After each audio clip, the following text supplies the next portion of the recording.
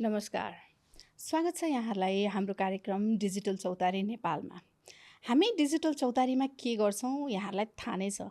हामी यस्ता व्यक्तित्वहरूको कथा यहाँहरू माझ लिएर आउँछौँ जसले समाजमा केही न केही छाप पुर्याउनु भएको छ, केही न केही योगदान दिनुभएको छ। त्यस्ता व्यक्तित्वहरूको कुरा यहाँले सुन्दै आउनुभएको छ र आगामी एपिसोड्सहरूमा पनि यहाँले देख्नु नै हुनेछ। म यहाँलाई आजको हाम्रो अतिथि र आजको हाम्रो अतिथिले गर्नुभएका काम यी कुराहरूको विषयमा एकछिनमा भन्छु। त्योभन्दा अगाडि म यहाँलाई हाम्रो कार्यक्रम कृपया अन्तिमसम्म हेर्नु हुन अनुरोध गर्दछु, किनकि जब अन्त्य हुँदै गर्छ तब हाम्रो कुराको गहिराई एकदमै बढिरहेको हुन्छ।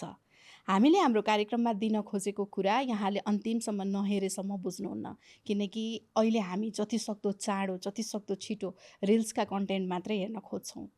त्यति भन्दै म यहाँलाई हाम्रो च्यानललाई सब्सक्राइब पनि गर्नु हुन अनुरोध गर्दछु, किनकि हाम्रो कार्यक्रमको गुणस्तर अझै बढ्दै जान्छ र यहाँले चाहनुभएको अतिथिहरू माझ पुग्न हामीलाई एकदम सजिलो हुन्छ।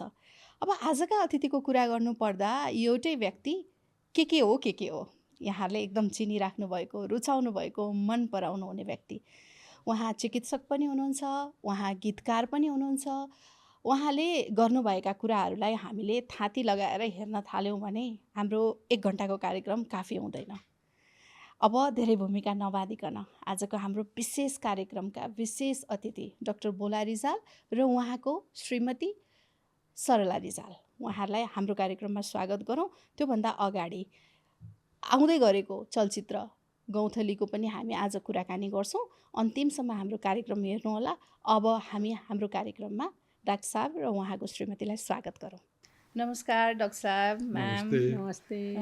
हजुरहरूलाई एकदम धेरै धन्यवाद। आज यसरी माहौल मिलाएर यहीँ घरसम्म आएर हामीले यो कार्यक्रम गर्न पायौँ, एकदम हृदयदेखि धन्यवाद। म लगायत हाम्रो टिम हजुरलाई मैले पनि धन्यवाद दिनु पर्यो।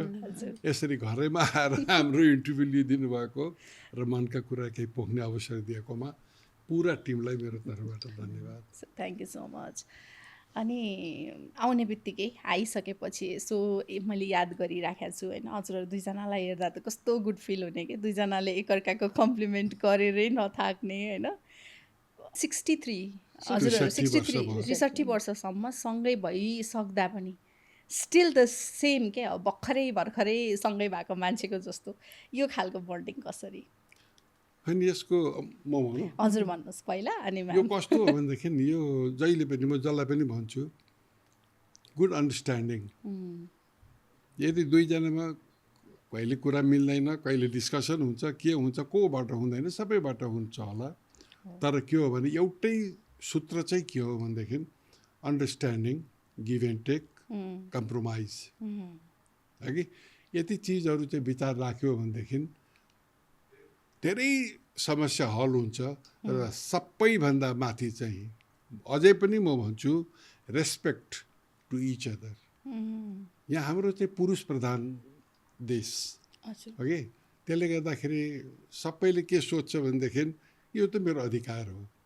तर यो बिर्सिन्छन् कि पहिलेका नारीहरू जुन किसिमले एउटा कुना काप्चामा बसेर घुम्टो ओढेर होइन, पानी दिँदा पनि 2 हातले दिएर होइन, जस्तो पनि यातना सहेर जुन बस्थे नि, आजका नारीहरू तिनीहरू छैनन्।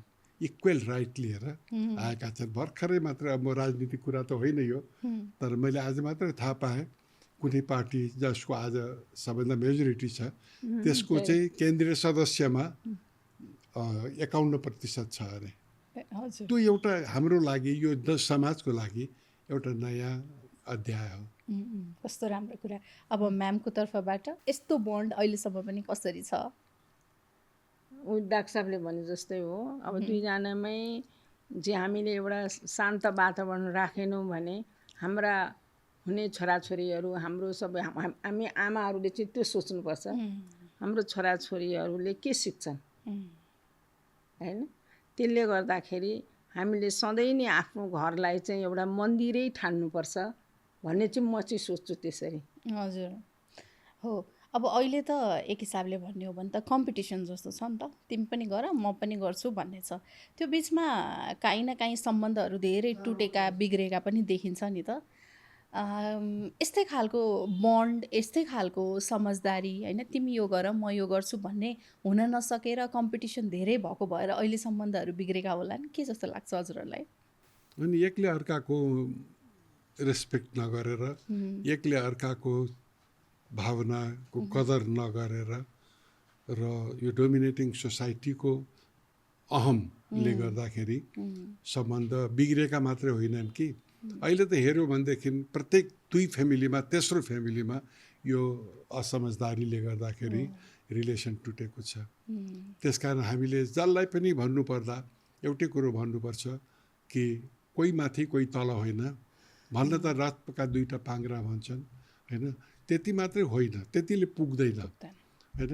हामीले के हेर्नुपर्छ भनेदेखि कसरी अर्काको रेस्पेक्ट हुन्छ, कसरी अर्काको चित्त बुझ्छ र आफूले के कम्प्रोमाइज गर्ने, आफू कहाँ आउने र अरूलाई कहाँ राख्ने, त्यो मात्रै भयो भने पुगिहाल्छ।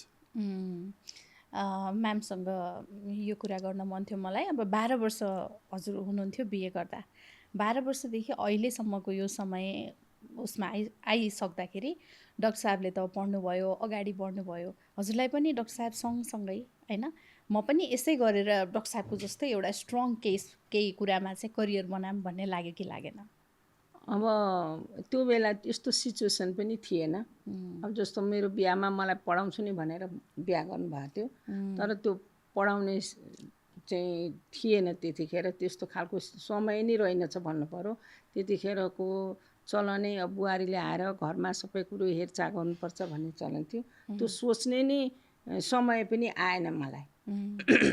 किनभने अब कसलाई भन्ने, डाक्टर साहब त आफ्नो पढाइमा जानुभयो, फेरि डाक्टर साहबले पनि त्यसरी बुवा आमासँग मेरो श्रीमतीलाई ल पढाउनुपर्छ, यो गर्नुपर्छ भन्ने पनि उहाँहरूलाई पनि एउटा रेस्पेक्ट बेग्लै किसिमको थियो हाम्रो रिजाल परिवारमा।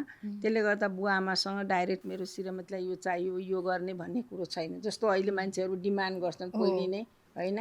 तर पहिले त्यस्तो थिएन होइन। हामीले त साँच्चै भनौँ भने बोल्नलाई पनि हामीले यसो कुनामा गएर यसो केही कुरो भन्नु पर्यो भने भन्नु पर्थ्यो, नत्र भने हाम्रो त्यस्तो बोल्ने अगाडि बोल्नु पनि हो, ठुलो मान्छेको अगाडि यसरी बोल्नुहुन्छ भनेर भन्थे होइन। त्यसले गर्दा त्यो सिचुएसनै आएन, सोच्ने पनि समय साँच्चै भनौँ भने मैले म आफू 12 वर्षको थिएँ, पढ्ने त इच्छा थियो होइन, मेरो बुवा आमाले पढाउने भनेपछि नै बिहा गरेको हो, तर पछि त्यो सिचुएसन आएन। त्यही कारण मेरो छोराले चाहिँ अब यो 12 वर्षमा पढ्ने इच्छा हुँदाखेरि पढ्न नपाउँदाखेरि र कति समस्याहरू, केटाकेटीमै बिहा भयो भने कति गाह्रो हुन्छ, उसले कति आफ्नो मनका कुराहरू भन्न सक्दैन भन्ने सोचेर होला मेरो छोराले पनि अनि यो गौँथलीमा पनि अहिले एउटा गौँथलीको चाहिँ सिनेमा बनाएको छ। पहिले त डाक्टर साहबले लेख्नुभएको थियो, यसमा चाहिँ गीती चलचित्र थियो। अनि अझ मान्छेले कतिले बुझ्यो होला, अनि कतिले बुझेनन् होला यो भन्ने। अनि फेरि त्यतिखेरको समय पनि त्यस्तै थियो, अनि त्यसले गर्दा त्यो त्यति अगाडि बढ्न सक्ने चल्नलाई चाहिँ दाङमा चाहिँ 51 दिन मनाएको पनि हो यसले, गौँथलीले राम्रो थियो। तर के भने समय परिस्थिति, अब डाक्टर साहब पनि आफ्नै प्र्याक्टिस यसैमा भनेर पनि त्यति लाग्नु पनि भएन। उहाँले आफ्नो लेखनको लागि आफ्नो मनका भावनाहरू सबै पोख्नुभयो, तर त्यसरी गर्न सकिएन। अनि अहिले छोराले चाहिँ त्यसलाई चाहिँ डाइलगमा सबैले गाउँमा अझै पनि केटाकेटीमै बिहा गर्ने चलन पनि छ। कति पढ्दा पढ्दै केटाकेटी अन्जानमा आदि पढ्दा पढ्दै बिहा गरेर पनि हिँड्छन् होइन। त्यसले गर्दा पछि गएर उनीहरूलाई कति धोका हुन्छ होइन। त्यसले गर्दा पढ्नुपर्छ भन्ने कुरो र आफू अगाडि बढ्नुपर्छ, आफूले पढेपछि आफ्नो सन्तानलाई पनि अझ अगाडि बढाउन सकिन्छ भन्ने हुन्छ भन्ने बुझुन् भनेर अनि मेरो छोराले त्यो गौँथलीको चाहिँ अहिले कथा डाइलगमा बनाएको छ। हजुर जति बोलिराख्नु भएको छ मलाई हजुरले चाहिँ पढेर एकदम धेरै कुरा बुझ्नु भएको जस्तो महसुस भइरहेको छ क्या। मान्छेले दुई तरिकाले सिक्छ नि त, कि पढेर कि पढेर होइन। मलाई छोराहरू पढाउँदाखेरि मलाई अलिकति गाह्रो पनि भयो, किनभने अब मैले आफूले एसएलसी पास गर्न सकिनँ। त्यसले गर्दाखेरि छोराहरूलाई पढाउन 3टा छोरा मेरा त्यो डाक्टर साहब त बाहिर पढ्न हो गइहाल्नुभयो। अब मैले पढाउनु पर्ने, अनि त्यसले गर्दाखेरि मेरो गार्जेनहरू पनि हुनुहुन्थ्यो, सास ससुराहरू पनि हुनुहुन्थ्यो, उहाँहरू पनि त्यस्तो पढे लेखेको पनि होइन। त्यसले गर्दाखेरि आफूले बसेर पढाउनु पर्ने, छोराछोरीलाई पनि उनीहरूलाई पनि पढ्न केटाकेटीमा अल्छी नै लाग्छ होइन। अनि गर्दा गाह्रो देखेँ मैले त्यो। र मैले चाहिँ अब यसमा चाहिँ पढेकै बुहारीहरू ल्याउनुपर्छ, मैले छोराले पढेन भने पनि बुहारी चाहिँ पढेकै ल्याउनुपर्छ भन्ने चाहिँ मलाई त्यतिखेर फिलिङ पनि भएको हो। र पढ्नुपर्छ भन्ने पनि, छोरीलाई चाहिँ विशेष पढाउनै पर्छ। यदि छोरीले आफ्नो खुट्टामा उभियो भने जागिर खाने मात्र होइन, उसले आफ्नो घरलाई पनि कसरी आफ्नो भोलिको सन्तति, भोलिको सन्तानलाई कसरी अगाडि बढाउने पनि उसले सोच्न सक्छ। त्यसले गर्दाखेरि चाहिँ यो पढ्नु चाहिँ ठुलो आवश्यक जस्तो मैले ठानेको छु। धेरै नै राम्रो कुरा यो। यो मेरो घरमा पनि विशेष त हुने कुरा यस्तै नै हुन्छ। छोरी भएपछि चाहिँ अरू अप्सन छैन, पढ्न चाहिँ पर्छ, तिमीले भनेर हुर्किएको हो म पनि। त्यही भएर मलाई कस्तो ठ्याक्कै मेरै मम्मीले भनिराख्नु भएको त्यो जस्तो। भएर छोराहरूलाई पनि मैले एकदम जोड गरेरै मैले बसेर आफै रातभरि बसेरै मैले छोराहरूलाई त्यसरी पढाएको हो। भनेपछि हामी गौँथलीमा छिरि नै सक्यौँ। गौँथलीको कुरा गर्दाखेरि हाम्रै कथा हो त गौँथली? केही मिल्छ, अब केही मिल्दैन। थोरै हजुरको, थोरै मेरो, थोरै अर्काको, सबै समाजको। हजुर, घर समाजमा कति समाजमा त्यस्तो चलेको होला, कति समाजमा नचलेको होला होइन। त्यसकारण त्यो चाहिँ करिब करिब घर समाजमा मिल्ने तरिकाकै छ यो। हजुर हजुर। अब डाक्टर साहबसँग मैले जब गौँथली खण्डकाव्यको एउटा परिकल्पना गरेको थिएँ, त्यो मेरो घरबाट बाहिर निस्किएर मैले परिकल्पना गरेकै होइन, सबभन्दा सुरुमा हो कि। तर हामी यही समाजमा बस्ने प्राणीको नाताले जब म एउटा खण्डकाव्यको रूपमा मैले लेख्न थालेँ, लेख्दै जाँदाखेरि अघि सरलाले भने जस्तै कति कुराहरू हाम्रो घरमा नघटेका कुराहरू पनि त छन् नि होइन। अब त्यसलाई पर्दामा ल्याउनको लागि अथवा त्यसलाई जनचेतना जगाउनको लागि के गर्दाखेरि सशक्त माध्यम हुन्छ भनेर त्यसरी एउटा लेखियो। त्यसकारण यो घर परिवार समाजभन्दा बाहिरको कुनै परिवेश त्यसमा अहिले पनि इन्क्लुड भएको छैन कि। र हामीले एउटा के बुझ्नुपर्छ भनेदेखि अहिले पनि नेपालको परिप्रेक्ष्यमा 49% कुनै तराई ठाउँमा, 29% तराईकै अझ पश्चिमी भेगमा र 22% सुदूरपश्चिमहरूमा यो बाल विवाहको छ विकराल समस्या। त्यसलाई हामीले बुझ्नै पर्छ।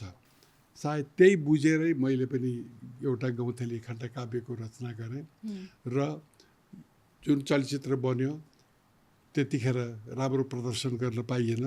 र आज आएर झन्डै 26 वर्षपछि जुन छोराले डाक्टर कपिल रिजालले यसलाई रिराइट गरेर होइन, डायलगमा यसमा धेरैजनाको मेहनत पसिना लागेको छ, त्यसरी यसलाई जुन एउटा चलचित्रको रूपमा मलाई त वास्तवमा थाहा पनि थिएन कि यो एउटा चलचित्रको रूपमा आउँदैछ भनेर। मलाई त एकैपल्ट यसको स्क्रिप्ट तयार भइसकेपछि मेरै हातबाट स्क्रिप्ट विमोचन गराउँदाखेरि मेरो हातमा दिँदा मलाई अचम्म लाग्यो। मैले हेर्ने खुसी लाग्यो, एकदमै अति खुसी लाग्यो, यति खुसी लाग्यो किनभनेदेखि अब मेरो नेचर सबैलाई थाहा छ। मेरा बिरामी भनेपछि मेरा भगवान हुन्। अरूले डाक्टरलाई भगवान भन्छन्, म मेरो बिरामीलाई मेरो भगवान भन्छु। र जुन हाम्रो एउटा मन्दिर अस्पताल छ त्यहाँ हामीले ती बिरामीहरूलाई हामीले सेवा गर्छौँ होइन। त्यसैको फलस्वरूप के हुन्छ भनेदेखि आज नेपालमा निसन्तान दम्पतिहरूले कतिले आफ्नो कोख भर्न पाए, तर त्यस्तो कोख भरेर पनि बाल विवाहको कारणबाट उनीहरूको एकदम अकाल मृत्यु अथवा कुनै पनि कारणबाट उनीहरू अपहेलित भयो भनेदेखि कति नराम्रो लाग्छ। सायद त्यसैले मलाई मनमा भिजेको होला र यो चलचित्रको निर्माण भएको छ।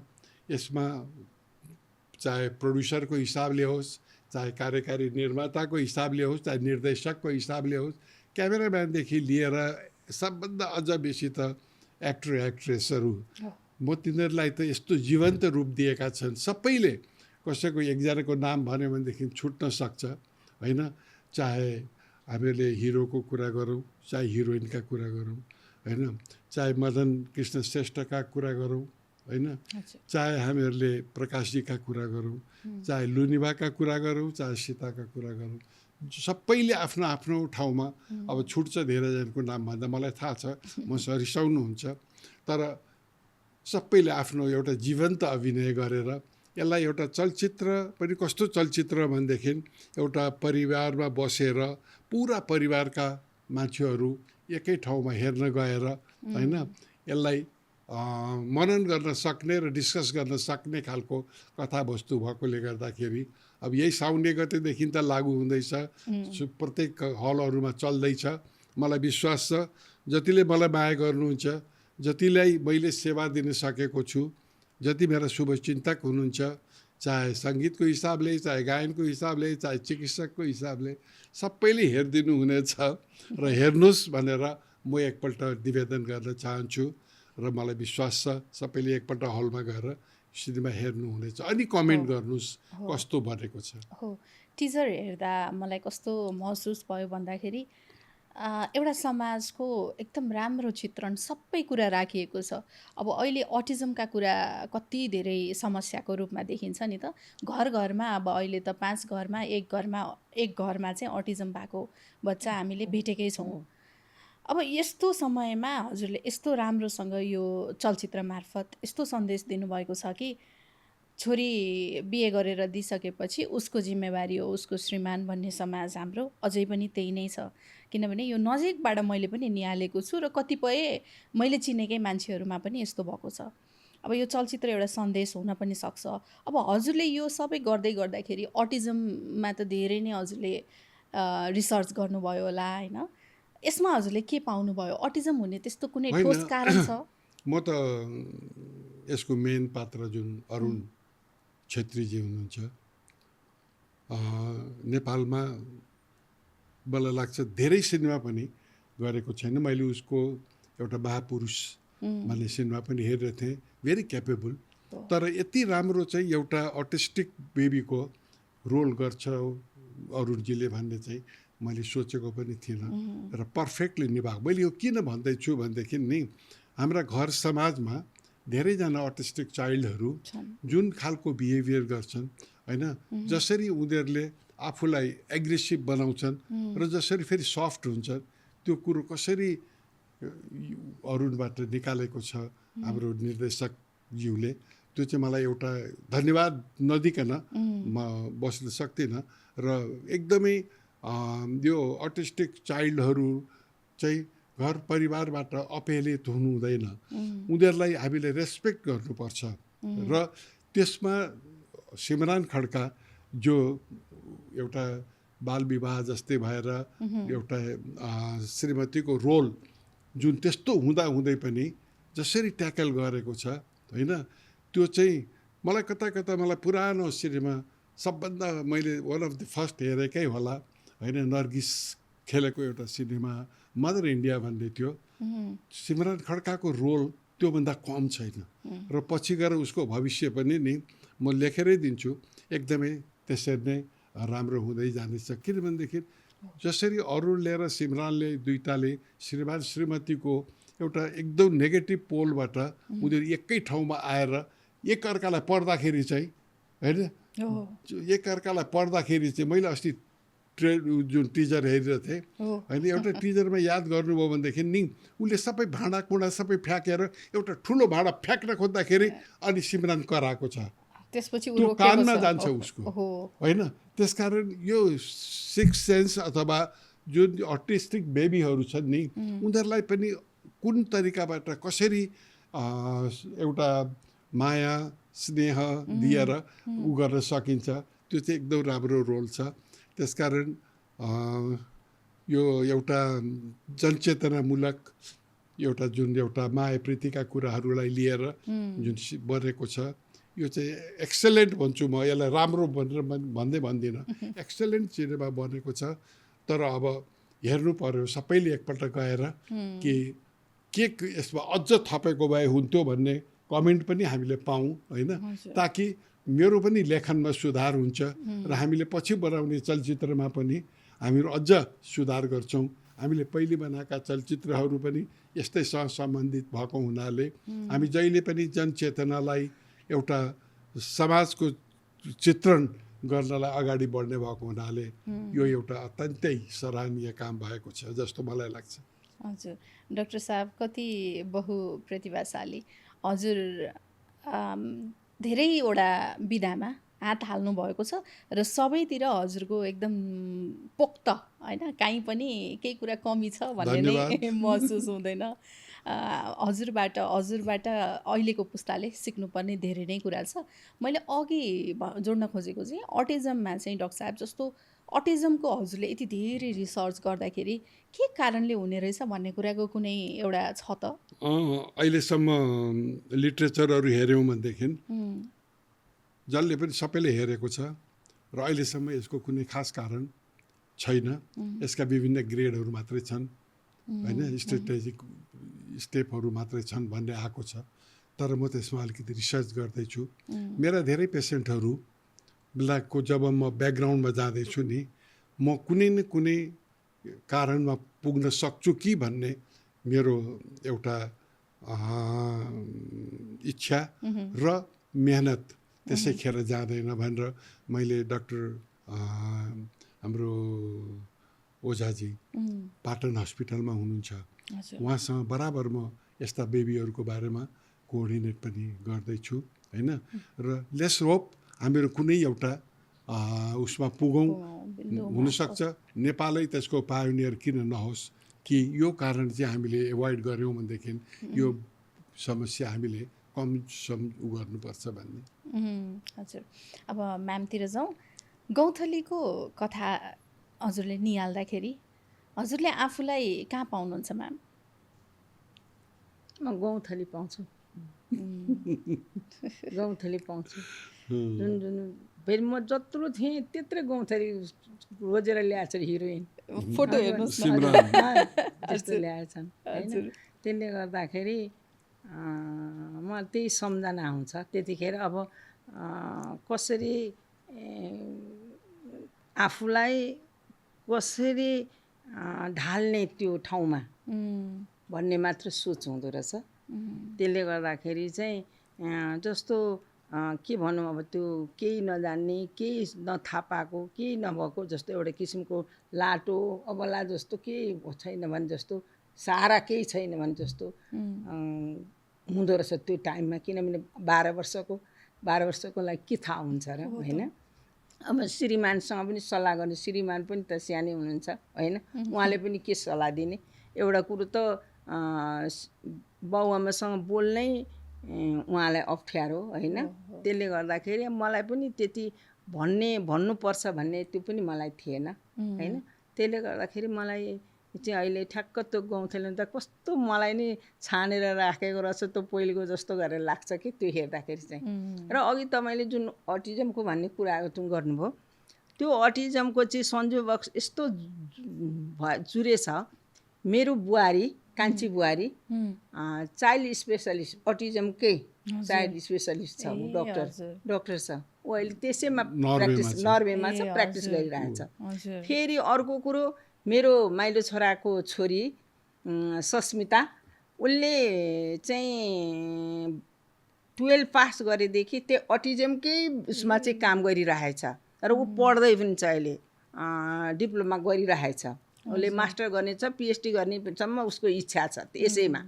अनि उसले साइकोलोजिस्ट पढेको हो, तर अब अटिजमकै उसमा स्कुलमा अहिले जहाँबाट पनि उसले त्यो एउटा स्कुल छोडेर अर्कोमा जान्छ, त्यसले फेरि बोलाउँछ। उसले त्यति ट्याकल गरेकी छ त्यो अटिजमको बच्चाहरूलाई।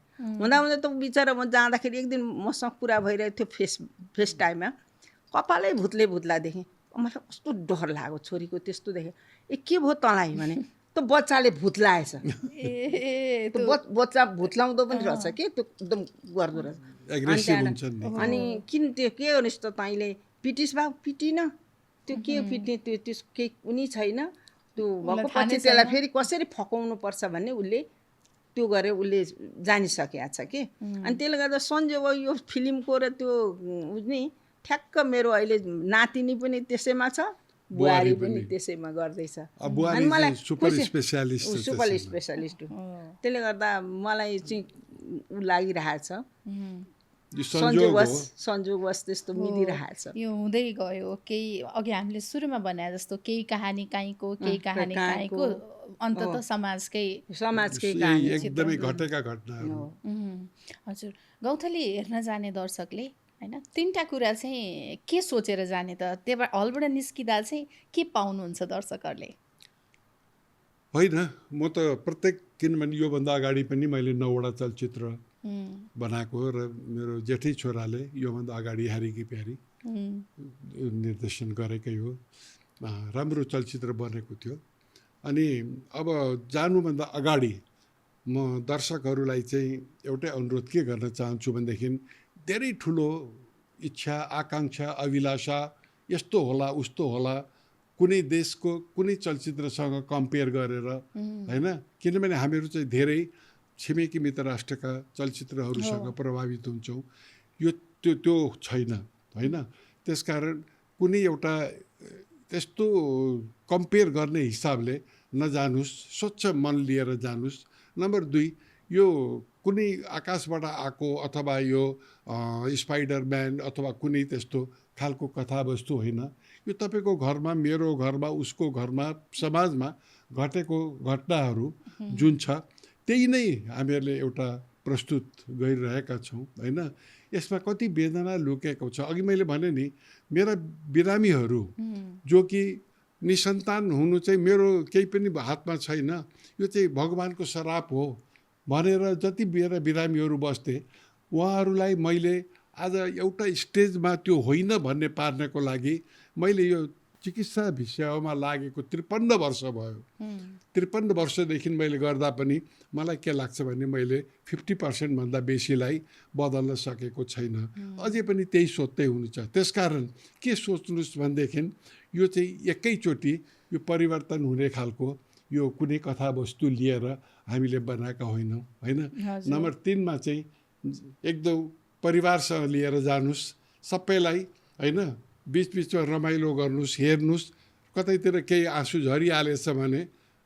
आँसु अरूलाई नदेखाइकन पोच्नुस् बरु होइन किनभनेदेखि यो कसैलाई कुन कुराले छुन्छ कसैलाई के कुराले छुन्छ त्यसकारण यो एउटा जानुभन्दा अगाडिका कुराहरू तपाईँहरू लिएर जानुस् र फर्केर आउँदाखेरि चाहिँ एउटै सन्देश लिएर आउनुहोस् कि जुन एटेम्प्ट गरिएको छ कि हामीले एउटा चलचित्र मार्फत सबै चिजलाई समेट्न सक्दैनौँ तर एउटै मात्रै कथावस्तु के छ भनेदेखि यसमा जुन एउटा नारीको वेदना त्यसमाथि पनि अबला नारीको वेदना जति लुकेको छ र अटिजम भएको श्रीमानलाई एउटा पढ्न मन गरेकी एउटी नारीले लुकी लुकी पढ्नको लागि दुईटामा जुन अन्डरस्ट्यान्डिङ भएर उसलाई आई लभ यु भन्न पनि अप्ठ्यारो मानिरहेको अवस्थाहरूमा कसरी उनीहरूको ट्याकल हुन्छ त्यो चिज जुन हामीले एउटा प्रदर्शन गर्ने अथवा एउटा जनतामा लिएर जाने एउटा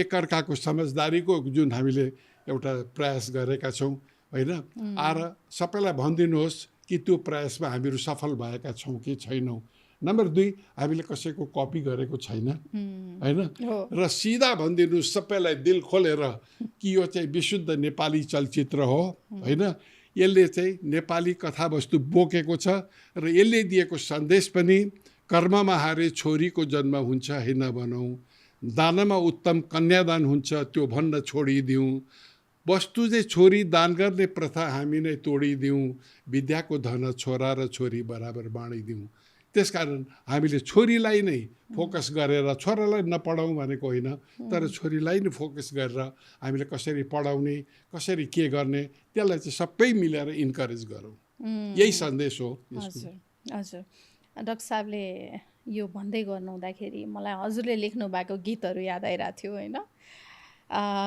भन त ल आई लभ युदेखि लिएर अनि आज गौँथली र हस्पिटलमा डाक्टर साहब है, फेरि पनि घुमिफिरी म त्यही नै आइपुगिरहेको छु होइन। एउटै व्यक्तिमा यति धेरै प्रतिभा, यति धेरै ज्ञान, यति धेरै चाहना समाजको लागि दिनको लागि, मैले त्यो बुझेँ। समाजमा जुनै माध्यमबाट भए पनि अन्तत दिनु हो नि त।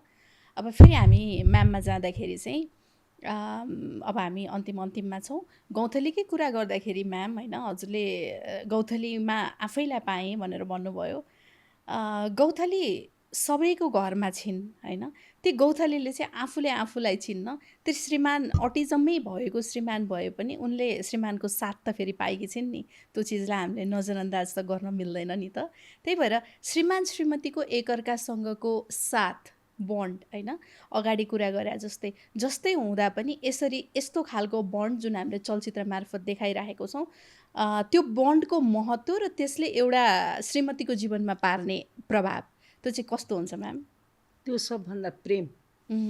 श्रीमतीले जुन संयम भएर मेरो श्रीमान यस्तो छ भनेर, अटिजमको श्रीमान छ भनेर रोइ कराइ गरेर, एक त सासूले कस्तो हुने हो के हुने हो थाहा छैन, सासूले कति माया गर्ने, उसको छोरालाई त अब माया नगर्दा त अवश्य पनि उसले राम्रो गर्दैन होला। अनि अब घरमा बस्नु छ, जसरी भए पनि अब मैले चाहिँ यसैसँग जिन्दगी बिताउनु पर्नेछ भन्ने कुरो त उसले त समर्पित भइसक्यो। भइसकेपछि उसले कसरी गर्ने, उसले अटिजम भएको मान्छे यस्तो मान्छेलाई मैले कसरी ट्याकल गर्नुपर्छ भनेर गौँथलीले पुरासितले जानेको रहेछ, ज्ञान रहेछ होइन। पुरा ज्ञान भएर प्रेम भएर उसले जसरी प्रेम गर्दा ऊ जसरी खुसी हुन्छ, जसरी माया उसले पनि आफूलाई माया दिन्छ, आफूले पनि उसलाई कसरी माया दिने भन्ने कुरो गौँथलीले धेरै नै बुझेर त्यो गौँथलीले चाहिँ प्रेमको भावले गर्दाखेरि आफ्नो अटिजम भएको श्रीमानलाई हात लिएर उसलाई मद्दत पुगेर ऊ अगाडि बढिरहेछ। मैले गौँथलीलाई अझै बढी चिन्न चाहिँ हाम्रो प्रकाश सुवेदी सरको प्रोग्राम इन्टरभ्यूमा उहाँलाई मैले अझै नजिकबाट चिने, नत्र मलाई यो कथा त खासै धेरै थाहा थिएन। उहाँहरू दुईजनाको त्यो अन्तर्वार्ता हेर्दाखेरि यति राम्रो महसुस भयो। सुरुमा त मलाई लाग्छ 60% मान्छेहरू चाहिँ झुक्किनु नै हुन्छ होला यो साँच्चीकै। ओहो, मलाई एकजना साथीले भन्दै हुनुहुन्थ्यो, लुगा त राम्रै लाग्छ, मेकअप पनि छ, लुगा त यो बाहेक अरू छैन भनेको छ। फेरि किन बिहाको लुगा लाएर आएको भनेर सोध्नु भएको छ, किनभने मसँग त लुगै अरू छैन भने। फेरि मेकअप गरेको छ, यो मान्छेले किन्न नसक्ने त होइन होला भनेर मलाई मेरो साथीले सुनाउँदै हुनुहुन्थ्यो। भनेपछि मान्छेलाई झुक्क्याउन सक्ने उहाँहरूको यो जुन अभिनय छ एकदम राम्रो छ। त्यसलाई चाहिँ थप्छु एकदम हजुर प्रकाश सुवेदीले जुन रजतपटमा जसरी प्रस्तुत गर्नुभइरहेछ नि, म धेरै धेरै धन्यवाद दिन्छु। यस कारणले पनि कि त्यो गौँथलीभित्र लुकेको जुन प्रेम हो नि अरुण छेत्रीप्रति, एउटा अटिस्टिक हस्बेन्डप्रतिको, त्यसलाई म कुनै पनि एउटा बाहिरी देखावटी त्यस्तो माया छँदै छैन। हेर्नुहोस् है, त्यतिखेरको त्यो 14 वर्षको बच्चा होइन, उसले केही कुरो बोल्न खोज्दाखेरि पनि मुखै रोक्दैन, कस्तो प्रेम, यो रियल हस्बेन्ड वाइफ जस्तो देखिन्छ। त्यो देख्दाखेरि मलाई कस्तो लाग्यो भनेदेखि एकतिर राधा एकतिर मीरा, एक राधा एक मीरा भने जस्तै उसको जुन मीराको जुन एउटा लगाव, जुन सहनशीलतादेखि लिएर भित्रैबाट उब्जिएको जुन एउटा छ नि, त्यो जसरी प्रस्तुत गरेको छ नि त्यो चलचित्रमा, म अब धेरै कुरो बोल्दिनँ किनभने चलचित्र आफै बोल्छ होइन। अब यही साउन 1 गते रिलिज हुँदैछ, पर्सि शुक्रबार यसको ट्रेलर आउला, कस्तो आउला हेर्नु, त्यो पनि हेर्नु छ। तर साउन 1 गते चाहिँ मैले अब यत्रो सेवा गरेको छु मेरो बिरामीहरूको होइन, मलाई थाहा छ मलाई धेरैले माया गर्नुहुन्छ। मलाई माया गरेकै कारण एकपल्ट यो चलचित्रलाई पनि माया गरिदिनुहोस्, हेर्नुहोस्। र यदि यो चलचित्र एउटा नेपालमा बालविवाह रोक्नको लागि एउटा कारण माध्यम बनिदिन सको तपाईँहरूको कारणबाट भने त्योभन्दा ठुलो मेरो उपलब्धि अरू केही पनि हुँदैन। त्यसकारण एकपल्ट गइदिनुहोस्, साउन 1 गते अलिकति पनि मेरो यो काम त्यो काम भनेर नभनिकन मेरै अनुहार सम्झिएर एकपल्ट गइदिनुहोस्। म त त्यही भन्छु, सबैलाई निवेदन गर्छु। हजुर, म पनि मेरो यो प्लेटफर्म मार्फत हाम्रो अडियन्सलाई चाहिँ त्यही भन्न चाहन्छु, सबैजनाले हेर्नु नै पर्ने चलचित्र छ, गएर थोरै समय मिलाएर हेरिदिउँ होला। अब हामी अन्तिममा हजुरहरू दुईजनाको बन्डबाट सुरु भयो हाम्रो यो कुराकानी। यो बन्डकै कुरा गर्दाखेरि म्यामले डाक्टर साहबको 2टा स्ट्रेन्थ र 2टा विकनेस भन्नुपर्दा के भन्नुहुन्छ? विकनेस चाहिँ उहाँको साथीभाइले भनेको कुरो असाध्यै अहिले पनि छ उहाँलाई। बाहिर मान्छेले ल यस्तो भनिसकेपछि उहाँ हार्नुहुन्न र आफ्नो स्टाफलाई सबभन्दा राम्रो आफ्नो स्टाफहरूलाई, आफूसँग काम गरेको स्टाफहरूलाई उहाँ धेरै माया गर्नुहुन्छ। हजुरले चाहिँ म्यामको भन्नुपर्दा? केही पनि छैन, किनभनेदेखि सबै स्ट्रेन्थ एकदमै सर्वगुण सम्पन्न हुन्छ नि। किनभनेदेखि ऊ नभएको भएदेखि म आज यो ठाउँमा हुने नै थिइनँ, नम्बर 1। नम्बर 2, 12 वर्षको बच्चा जसले 7 क्लास पास नगरिकन आएर रिजाल परिवारमा जुन बुहार्तन खपेर त्यो गौँथली भन्ने जुन चरो छ नि, त्यसको कथा र मेरो मिसेसको कथामा केही पनि फरक नभएकै हुनाले त्यसको नाम पनि गौँथली राखिएको हो। किनभनेदेखि त्यो बुइगलमा बस्ने गौँथलीलाई के समाज देखेको छ र के ऊ देखेको छ, कहाँ उड्ने रहर हुन्छ र अँध्यारो कोठरीमा बस्ने, होइन? त्यसकारण त्यति गर्दाखेरि पनि मनमा, तनमा, सबैमा मेरो श्रीमानले चाहिँ मैले पढ्न नसके पनि उसले पढिदियो भनेदेखि मेरो पनि इच्छा पुरा हुन्छ भनेर जुन एउटा आशीर्वादै भनौँ अथवा सहयोग भनौँ जुन आयो, त्यही नै हो सबभन्दा ठुलो मेरो लागि, होइन? र उसको विकनेस पनि त्यही नै हो कि यदि मैले त्यतिखेर उसले चाहेको कुरो चाहिँ मैले पुरा गर्न नसकेको भएदेखि सायद आज हाम्रो जीवन अर्कै खालको हुन्थ्यो होला। सायद यो 63औं हाम्रो जुन वैवाहिक सम्बन्धको एनिभर्सरी जुन हामीले अस्ति भर्खर असार 4 गते मनायौँ, होइन? सायद त्यो नमनाएर हामी 10, 20, 15मै हामी पनि अरू जस्तै अलग हुन्थ्यौँ कि थाहा छैन। किनभने म पनि विदेशमा गएर पढ्न गएँ, ऊ पनि घरमा बसिन्। तिनै कथाहरू आज फेरि यो एउटा ठुलो अर्को कथा पनि हुनसक्छ, होइन? त्यसकारण यो चाहिँ सबभन्दा ठुलो उसको चाहिँ विकनेस हो कि म माथि सबभन्दा ज्यादा विश्वास गरेर हामी दुईजनाको सम्बन्ध आज यति भएको छ, होइन? र अर्को एउटा सबभन्दा उसको गुण चाहिँ अझ के हो भनेदेखि नपढेर मान्छे कहिले पनि अज्ञान हुँदैन, होइन? मान्छेले जब काम गर्न थाल्छ, पढेर जब त्यसले ज्ञान हासिल गर्छ नि, त्यो चाहिँ सबभन्दा ठुलो ज्ञान हुँदो रहेछ, होइन? त्यसको ज्वलन्त उदाहरण मेरै श्रीमती हो, होइन? आज चाहे घर परिवार सम्हाल्ने कुरा होस्, चाहे छोराछोरीलाई पढाएका कुरा होस्, चाहे 3टा छोराहरू बुहारीहरू जो सबै आफ्नो आफ्नो PhD छन्, MS छन्, सबैले आफ्नो जुन अघि भनिहालिन्, कोही नर्वेमा साइकोलोजिस्ट 1-2 सिनियर डक्टर छन्, कोही छोरीहरू छन् त्यस्तो। अनि यो अर्को कुरो हाम्रो जुन गौँथलीको इङ्ग्लिस ट्रान्सलेसन छ त्यो किताब खण्डकाव्यको मेरै बुहारी माइली बुहारी रजनी रिजालले गरेको।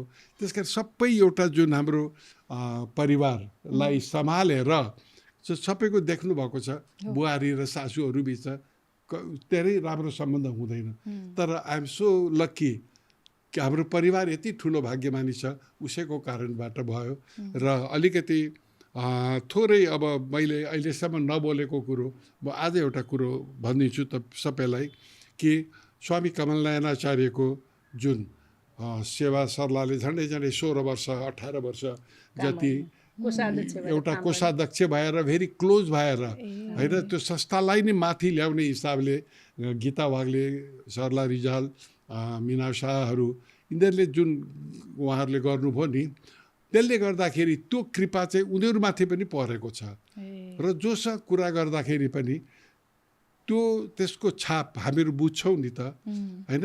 त्यसकारण त्यो जुन एउटा भगवत कृपा परेर ध्यान गरेर पूजा गरेर अहिले तपाईँ मेरो पूजा कोठा जानुभयो भने त्यहाँ देख्नुहुन्छ कि होइन देख्नुहुन्छ अनि कतै के छ भन्ने कुरो यो सब कुराहरू चाहिँ जुन एउटा ज्ञान आएको छ नि त्यो ज्ञानकै कारणबाट आज हाम्रो यो घर चाहिँ घर नभएर एउटा स्वर्ग जस्तो भएको छ होइन। यसमा अस्ति म बिरामी भएँ सबैलाई थाहा छ होइन। मेरा तिनटै छोराहरू बुहारीहरू आए होइन उनीहरूले अनि यसरी यहाँ हामीलाई गरे फेरि अहिले घर गए। जेठो छोरो यहीँ छ अहिले पनि होइन। ऊ चलचित्र यही गौँथली बनाउँदैछ। यो 1 गते रिलिज गरेर यसलाई कसरी सफल बनाउने भन्दा बाहेक अहिले उसको दिमागमा अरू केही पनि छैन। त्यसकारण यसरी जुन एउटा घरलाई व्यवस्थित गर्नमा जुन एउटा कृपा छ नि त्यसको लागि पनि म उनलाई धेरै धेरै धन्यवाद दिन्छु। म सधैँ व्यस्त हुने मान्छेले पनि केही हेर्नु परेको छैन। घरमा कति के आयो कति आयो पैसा कोही छ कहाँ गएको छ म त सिधै भन्छु मलाई त त्यो पैसाको चाहिँ कुरा नगरेर मलाई गर्न पनि अल्छी लाग्छ भनेर होइन। त्यसको सबै कुरो सम्हालिदिने एउटा बुहारी घरमा अथवा एउटा श्रीमती घरमा एउटा आमा घरमा हुनु चाहिँ सबैभन्दा ठुलो भाग्य हो। हजुर कति राम्रोसँग हजुरले यति मजाले सबै कुराहरू बताउनु भयो। अब यति धेरै सकारात्मक ऊर्जा भइसकेपछि पक्कै पनि गौँथली पनि यही ऊर्जाहरूको बिच फक्रेको एउटा फुल न हो। अनि अब गौँथलीको सक्सेस त हुनु नै छ। हाम्रो दर्शकहरूले पक्कै पनि यसलाई माया गर्नुहुन्छ। अब हामी अन्तिममा छौँ। अन्तिममा केही भन्न चाहनुहुन्छ? अनि आज त मेरो दिमागमा अरू केही छँदै छैन। मेरा असङ्ख्य खालि मलाई माया गर्ने मेरा श्रोताहरू, मेरा गीतलाई माया गर्ने मेरा सङ्गीतका फ्यानहरू होइन। मैले गाएका गीत सुनिदिने, मैले बनाएका भिडियोहरू हेरेर हे कृष्ण आइदेऊ न छम छम नाचेर नाचिदिने जुनसुकै कारणले पनि मलाई जति माया गर्ने र अन टप अफ एभ्रिथिङ मेरो बिरामीहरू जसलाई मैले भने मेरो भगवान्हरू उहाँहरूले मात्रै पनि यो चलचित्र हेरिदिनु भयो भनेदेखि मलाई लाग्छ त्यो सङ्ख्या चाहिँ आज 1.5 करोडभन्दा कम हुँदैन। त्यसकारण अझ धेरैले हेरिदिनुहोस्। नेपालमा मात्र होइन नेपाल बाहिर बस्ने हो जहाँ हामी गए पनि हाम्रा शुभचिन्तकहरू हुनुहुन्छ। त्यसकारण सबैले माया गरिदिनुहोस्, हेरिदिनुहोस्। साउन 1 गते हलसम्म आइदिनुहोस्। हस् धन्यवाद। यतिन्जेलसम्म यहाँले हामीलाई सुन्नुभयो। यहाँले पक्कै पनि आज हाम्रो कार्यक्रमबाट धेरै कुरा बुझ्नुभयो होला, सिक्नुभयो होला र अब गर्ने काम पनि यहाँलाई थाहा भयो होला। साउन 1 गते चलचित्र हेर्न जान चाहिँ नबिर्सिनुहोस् भन्दै अन्त्यमा हाम्रो च्यानललाई लाइक सेयर र सब्सक्राइब गर्नुहोस् न र यहाँहरूले हेर्न चाहनुभएको अतिथिको नाम कमेन्ट बक्समा लेख्न अनुरोध गर्दै आजको लागि यस एपिसोडबाट म सुजाता लगायत हामी सबै टिम बिदा हुन चाहन्छौँ। फेरि अर्को एपिसोडमा नयाँ अतिथिका साथ भेट्ने बाचाका साथ। हस्त धन्यवाद।